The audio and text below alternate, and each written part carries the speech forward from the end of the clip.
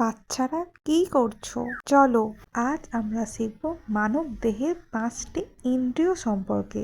আমাদের শরীরে 5টি প্রধান ইন্দ্রিয় আছে। এই ইন্দ্রিয়গুলির সাহায্যে আমরা দেখতে, শুনতে, গন্ধ নিতে, স্বাদ বুঝতে এবং স্পর্শ অনুভব করতে পারি। প্রথম ইন্দ্রিয় চোখ।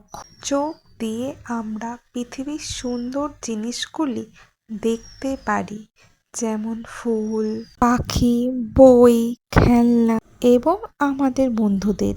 দ্বিতীয় ইন্দ্রিয় কান। কান দিয়ে আমরা বিভিন্ন শব্দ শুনতে পাই, যেমন গান, পাখির ডাক, ঘন্টার শব্দ এবং মানুষের কথা। তৃতীয় ইন্দ্রিয় নাক।